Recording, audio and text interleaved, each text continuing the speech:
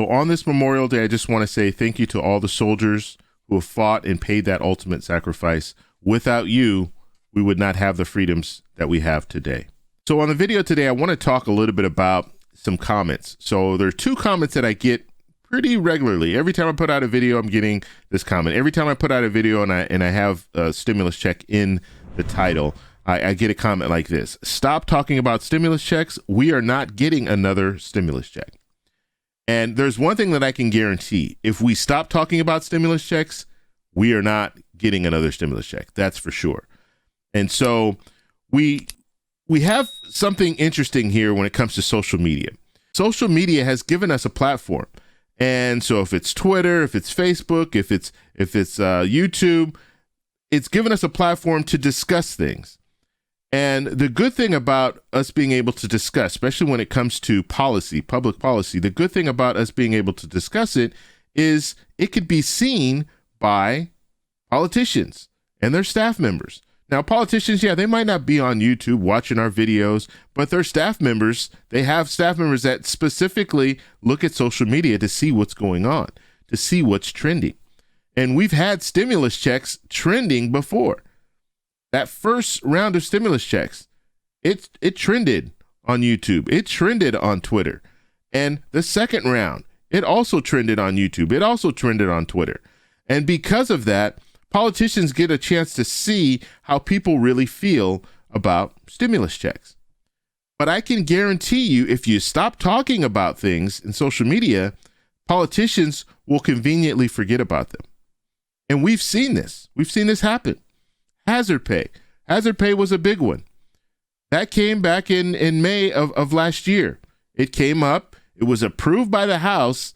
It was sent to the Senate, where it died in the Senate. But people stopped talking about it. And politicians stopped talking about it.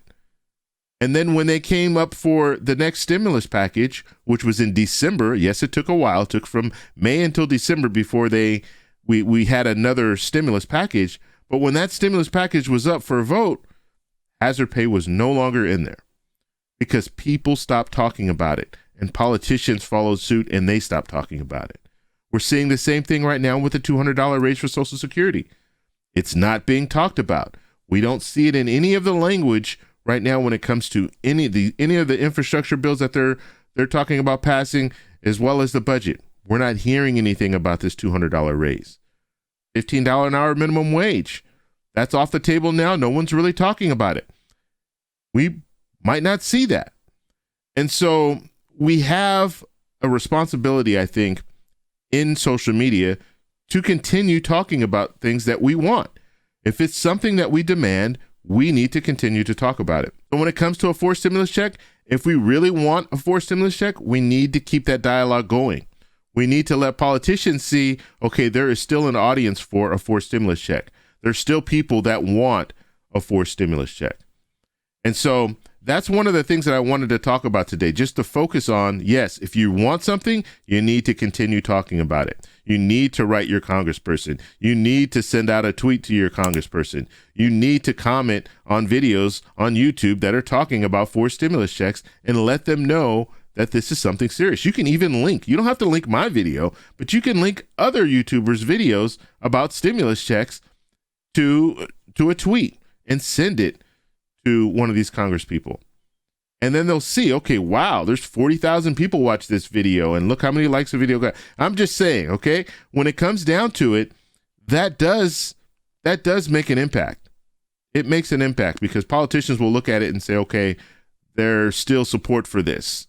And before, politicians, all they had were polls. All they did was they would do a poll to see how people felt about certain issues. But now with social media, it's a lot easier because they can see things right away.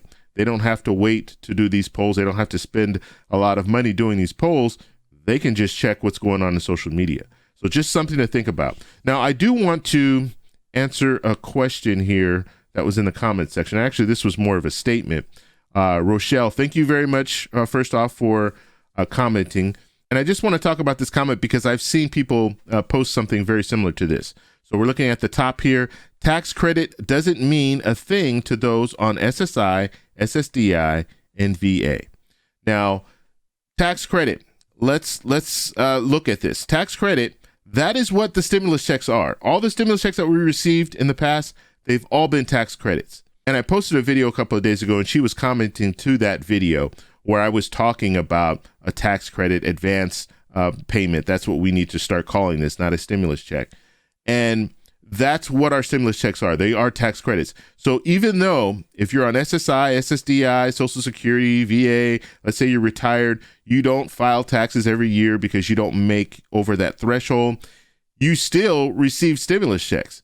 And there's still a way, just like when they opened the portal, the IRS opened up a portal so you can get in there and put your information in, but you were still able to receive a stimulus check. And so that's, and that stimulus check was a tax credit. So even though you're not filing taxes every year, you still were able to receive that stimulus check. So I just wanted to address that because I don't want you to think that, well, if it's a tax credit, it's not going to do anything. It's not going to help us. Well, yes, it will, because that's what stimulus checks are. Stimulus checks are tax credits. All they did was advance it to us early. And I think the key here is the advancement.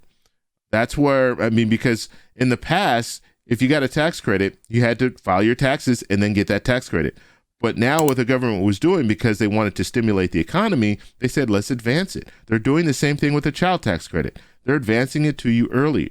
And that way you can use that money right away. You don't have to wait until the end of the year. You don't have to file your taxes in order to get it. You can get it right off, right away.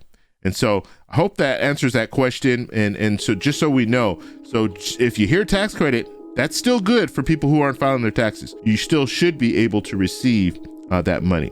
So if you guys have any other questions, post them down below. If you like this video, please give me a thumbs up. Please subscribe for more, and I'll talk to you in the next one. Bye.